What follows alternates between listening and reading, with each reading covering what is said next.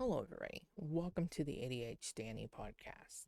In the void for a little bit because I want to do a little bit of a disclaimer about this podcast. Because as you can tell, the podcast is about my ultimate favorite band for like 20 years now, the Jonas Brothers. I know Jonas Brothers are slash were the religious. I will not be bringing that up within this podcast. We will not be talking about that at all within this podcast.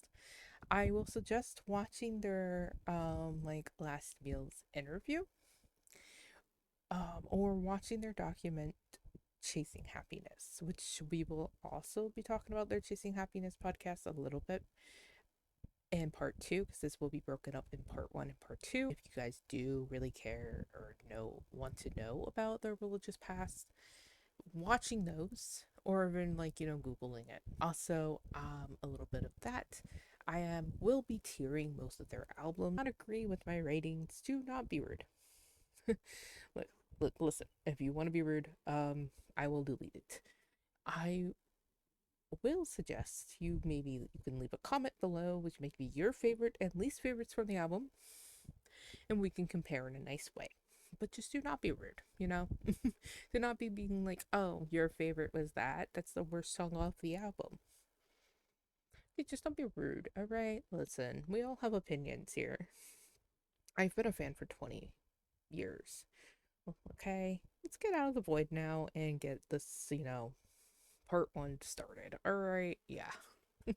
Alright, hey guys, welcome back to the ADHDani podcast. Your host, Danny. And want to make a little bit of a correction here. The last episode, I said that they had four daughters each. Like, not each, but like per like all three of them equals four. I meant to say five. I kind of forgot that Joe had two daughters. Um, I don't know how. I forgot that Joe had two daughters.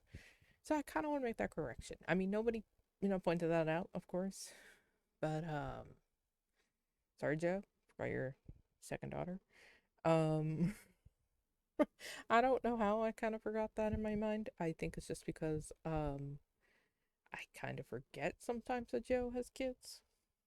Also, he just does not give that vibe sometimes. Yeah, welcome to our topic. As a little bit mentioned before, it's the Jonas Brothers, which a lot of you guys know. If you know me personally, I love them so much. I've been a fan for 20 years, and um it's been a journey of being in this fandom. It's been a great roller coaster, which I was talking about. And, I think we should just jump right in. And yeah. So, meet the brothers. I mean, we have Paul Kim Jonas, who, shares a birthday with my mom, November 5th, 1987, not the year, just the date.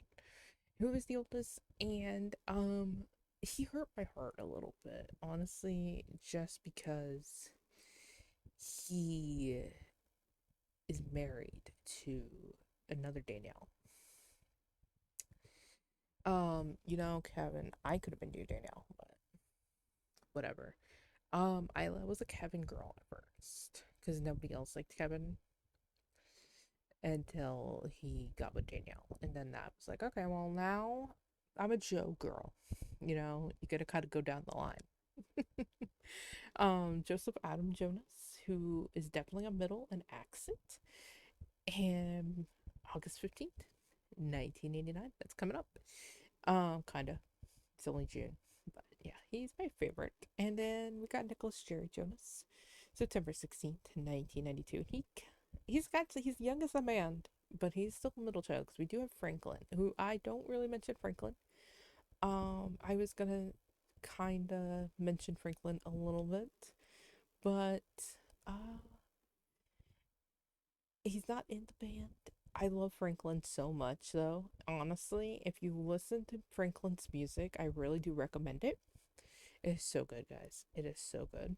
And Franklin's really good live. But Nick has diabetes. That's Nick's only.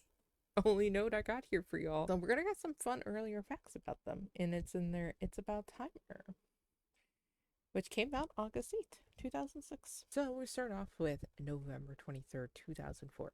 Nick had his solo album called Nicholas Jonas. They were going to be named Sons of Jonas. In the movie Aquamarine, you can hear the song Time for Me to Fly in the credits, which I never noticed until I was a little bit older, and then I rewatched it and I was like, oh my god, wait, that's the Jonas Brothers.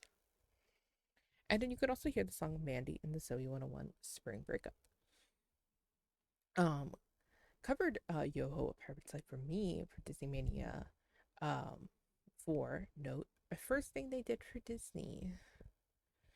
And then they also recorded the season 2 theme of American Dragon, Jake Long, which was the second thing they ever did for Disney.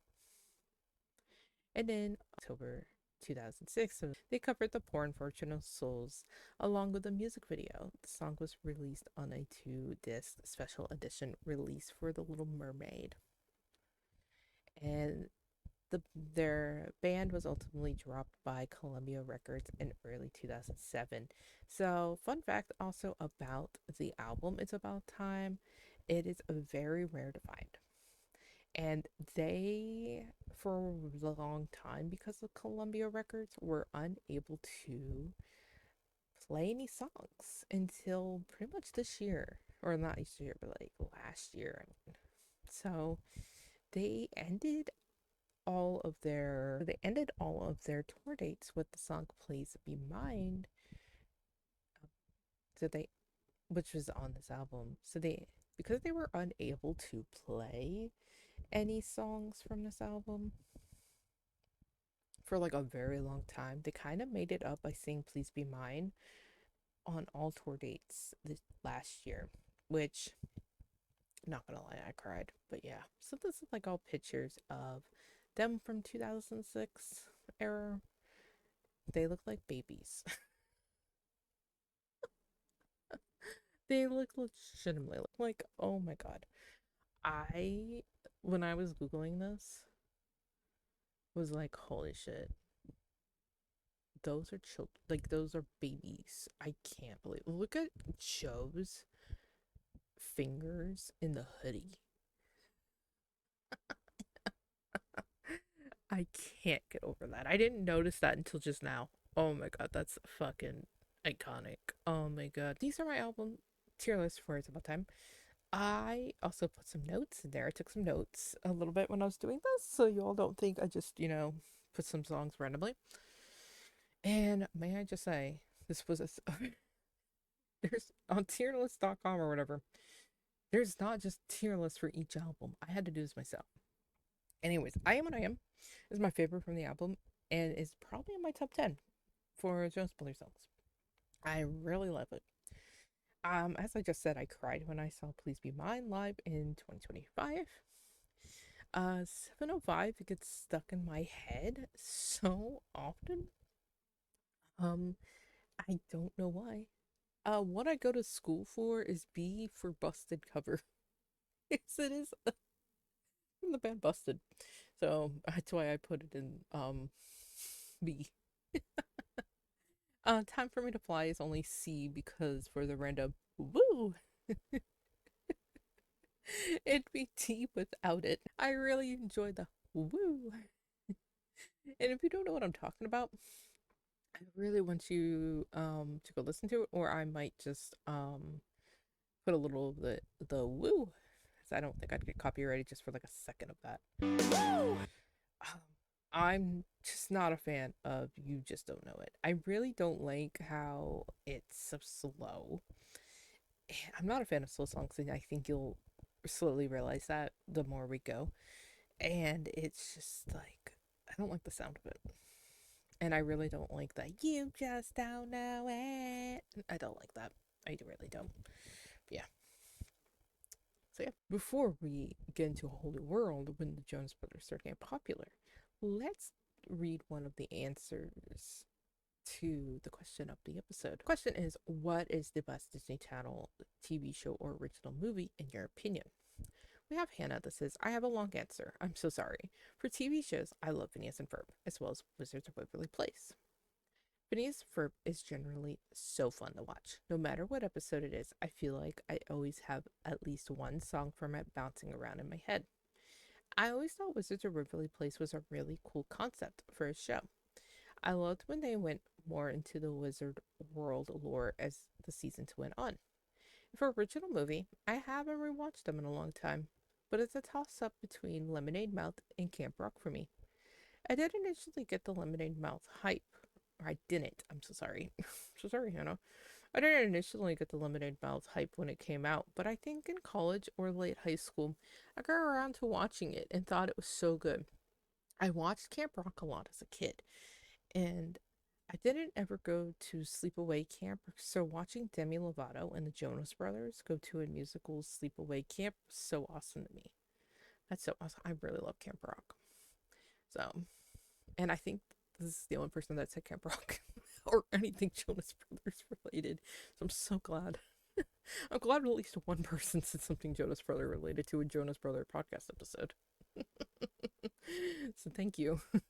I've never actually seen Lemonade Mouth, and it's so many people said Lemonade Mouth, as you guys will see later on down the road. But yeah, Phineas and Ferb is so fun. I was just talking about that in therapy today. Um, how that's such a good show. Get on with A Whole New World with Jonas Brothers. After being dropped by their old label, the Jonas Brothers signed with Hollywood Records, which is Disney's label, in case you all did not know, in February 2007. Around the same time, they started appearing in commercials for the Baby Bottle Pop. In March 2007, they did two different albums for Meet the Robinsons, Kids with the Future, and then Disney Mania 5, I Wanna Be Like You, which Kids of the Future is a really bop, I gotta say. And in April 2007, they had their first appearance at the White House for Easter. And note, if you watch it now, they look like babies, and Kevin looks like he's dressed as Arthur. And I see that all the time, every once in a while, when Easter comes around. I see that reappearance of it, and I always see the comments saying, "Or Kevin looks like Arthur." In August, they guest starred in an episode of the Disney Channel show Hannah Montana, titled "Me and Mr. Jonas and Mr. Jonas and Mr. Jonas," which kicked off their acting. And that was actually the first ever appearance, or like the first ever time I actually knew about the Jonas Brothers was that episode of Hannah Montana. I first saw them and was just like, holy moly, I love these guys. In 2008, they collaborated with Miley Cyrus on her 3D concert film, Hannah Montana and Miley Cyrus' Best of Both Worlds concert. The film during Miley Cyrus's Best of Both Worlds tour. The When You Look Me in the Eyes tour, 2008, the Jonas Brothers filmed a Disney Channel reality short series entitled Jonas Brothers Living the Dream that premiered on Disney Channel, which was so fun. And I think they went to the Titanic Museum. I remember them talking about this again, and it was so weird. I just remember being like, okay. And that's what they looked like back then. Just think about that. That's the guys I fell in love with when I was a teenager. Were all on my post on my wall back in the day. Had me swooning. And this album is such a bop. I honestly could re-listen to it, and I also put some bonuses. Because this album was the first one that had a lot of bonuses. I did not realize that until looking it up. And I have not heard Out of This World in so long as well. So listening to that was like a culture shock in my brain. Just gonna point that out. And I was like, oh my god, I've not heard this since like middle school. Forgot about this song. So yeah, I put the black ones as like the bonus songs because that's the album that I have that has like all the bonus songs on it. But anyways, SOS is iconic as fuck, but I've heard it enough. They get brownie points for opening my Raleigh show with it. It really is one of those that's like you've heard it. I do really love the scene where Kevin's holding the text messages. It's like, I like you, but I don't. It's like kind of iconic. I really do love Hold On, especially the music video. That's really good. I don't know why I put that after SOS. I meant to kind of switch those two. I liked That's Just the Way We Roll a lot as a kid. That was actually one of my favorite songs. It's really fun live. And I really like the freak part. We're freaks. If that's that's my favorite line. I don't know why. And then I really love Inseparable and Just Friends are my number one favorites on the album. It's a question why Baby Bottle Pop is on a bonus track. Who signed off on that? Who bought the Walmart edition just for Baby Bottle Pop? Who begged their parents for Walmart edition for Jonas Brothers and was like, I want that for Baby Bottle Pop? Not me. I did. I got mine from Limited too. So, they're acting are. Before we get to that though, let's hear from Kai. Let's hear from our dear friend Kai. You said for our TV shows. Man, I don't know. There are a lot that I loved. Phineas and Ferb, Sweet Life, Wizards of Waverly Place. That's a Raven. You also mentioned Jonas. I didn't see that. Oh, we got another Jonas. And Good Luck Charlie. It feels wrong picking just one, but my gut tells me I should pick Phineas and Ferb. Okay, not Jonas. But okay, Kai. I'm kidding. Please. I'm kidding. Kidding. Pick what you feel like. It's the one I go back to most often. As far as Disney Channel movies go, I've watched Starstruck and Minutemen. Minutemen's really good. The most probably. So either of those are my pick. Okay, can I just say this is not anything dealing with Jonas Brothers. This is dealing with the question of the episode. Did anyone ever watch the movie Smart House? Good Disney uh decom movie. Like, but anyways, acting or acting was just around the corner for them as they starred in the decom Camp Rock, June 2008, and of course the soundtrack was released for Camp Rock in the same month, debuting at number 3 on the Billboard 200. The movie was originally supposed to just star Joe, but the dad convinced Disney to put Nick and Kevin in it. So good job, Paul Jonas. They did a half-hour special on Disney Channel entitled Studio DC Almost Live that featured the Muppets and other Disney Channel stars. Our production crew filmed the 2 shows at their Burning Up tour, which featured Demi Lovato and Taylor Swift. It was called Jonas Brothers, the 3D concert experience, and in theaters in February 2009. April 2009, the Jonas Brothers finished filming the first season of their Disney Channel original series Jonas and was premiered on May 2009. They also voiced 3 Sherbs in the film Night in the Museum, a Battle of the Smithsonian, which was released on May 2009. So they were busy. They were busy filming and being actors. And you know what? Get your money. I really don't like when people say the Jonas Brothers are just out there to get money when they have always been acting and doing this kind of stuff since they were children. They are just trying to work. They are used to that work life. So honestly, look back at their older, like younger self. They are just used to working. Honestly. And that's what they looked like as little babies in 2008 2009. I had to include that Rolling Stones poster because I had that on my wall. That was just something else just have on your wall. Oh jeez. Okay. This was very, very difficult. They did not have an alternative cover for this album, so I kind of just I had to do every song that was in extra is just this cover still. So I will point those out now. Infatuation and Hello Goodbye are, and I think Love to Party, I could be wrong, are also just bonuses, kind of like that you can pick up from different albums.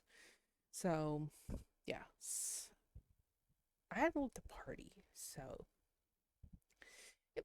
But this album starts out so good. Like BB Good is such a good album starting song. Like go back and just listen to the beginning of this album.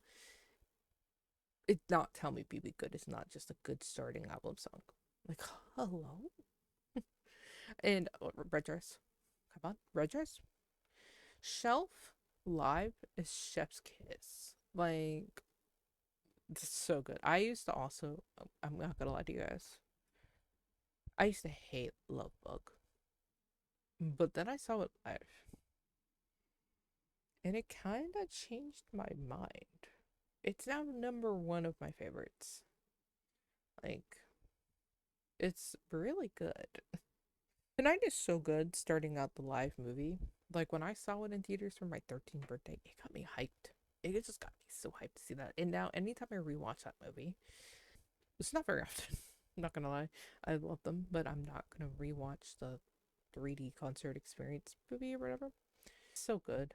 I'm not a big concert experience movie fan. I know a lot of people that watch the Taylor Swift Eras tour one. I don't go back and rewatch that. I've seen it a couple times and I'm like, okay, I'm good. But it's yeah. Pushing Me Away is probably my number one favorite song on the album. And probably my number two favorite of all time. I love Pushing Me Away. It used to be my favorite song of all time when I was a child, and it much better came in my life. Physically, it, you'll see like the song is called Much Better. So, but then Much Better became uh pushed away, pushing me away. I need to make a list of all the times Nick has brought up his diabetes in songs because he's brought it up in a little bit longer, which I'm so sorry isn't C. And you can hear it in Love Bug. You can hear a little bit in the background of Love Bug. You can hear diabetes. Uh, and he's brought it up a couple times in solo songs. So really there should be a list. But yeah. Also Infatuation. I forgot how good that song was. It's another one that I have not heard since middle school. It's so good. Okay. End of Disney. We also have a lot of other answers to these, so we will rate them more in part two. So if yours did not get answered, we will rate them part two. Trust me, we have a lot more to go through with the Jonas Brothers. Trust me on that one. Bailey says TV has to be Wizards of Waverly Place. Sobbed at the end of it. Movie is Lemonade Mouth or Teen Beach Story. I love them so much, and they have such a special place in my heart. I have never seen Lemonade Mouth. I'm sorry. What is Lemonade Mouth even about? Is anyways, end of Disney. This is it. They're breaking up at Disney. Before releasing their fourth album, they said about the title, lines are something that someone feeds you. Fines are the things that get in the way. In trying times, that's obvious. August of 2009, they released the song Send It On with Disney Channel stars Demi Lovato, Miley Cyrus, and Selena Gomez. Joe was a guest judge on American Idol during the Dallas auditions, which aired January 2010, which really started Joe's random side quest journey, which we don't really mention here. In part two, I don't go through what Nick, Joe, and like Kevin do during their hiatus because that would take forever. But Joe really likes going on side quests.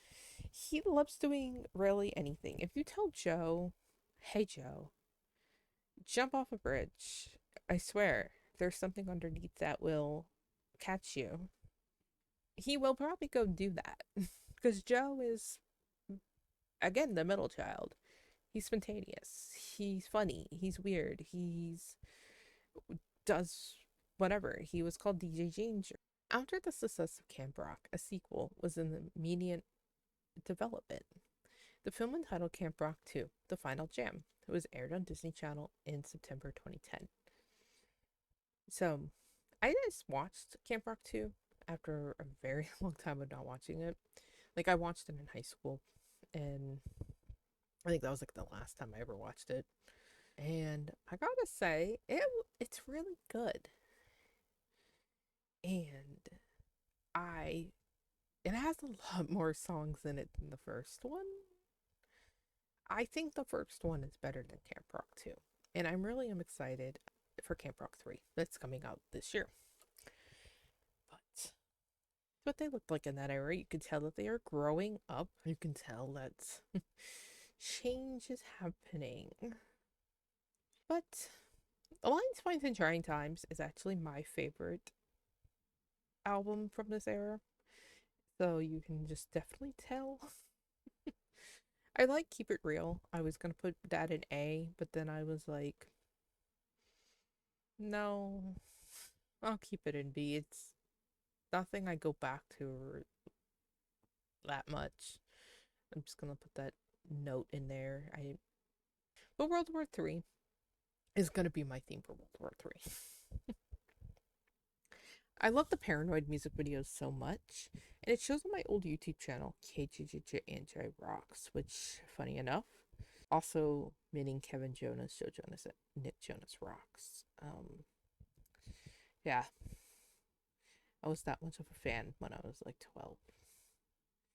Poison Ivy hits hard when you scream, everybody hates a bitch. Usually Poison Ivy just stop everybody hates that. But it's really funny if you just add bitch at the end. Before the Storm just hits hard. I actually did not like Before the Storm for a bit. I don't know. I just thought it just was like it was good. I would have rated it a B, I feel like a couple years ago, but now I really like it. It's just really good. I really like the random clapping that sounds like horses. What did I do to your heart?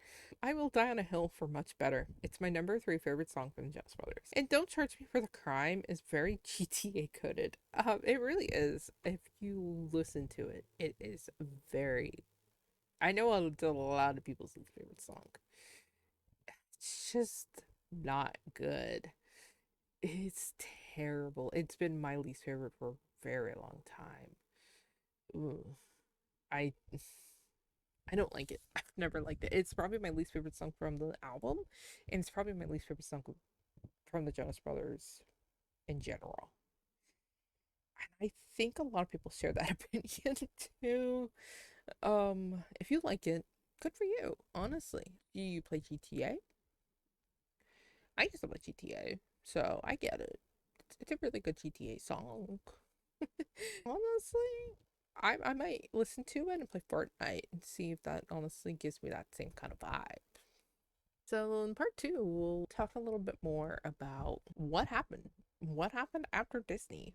What exactly going on? What's going on now? Were they still together after Disney? Well, let's hope. Fingers crossed, you know. And we also still have some more answers to that question of the episode, which again was what is the best Disney Channel TV show original movie? Because you need a little recap on that. All right, bye everybody. I'll see you in part two.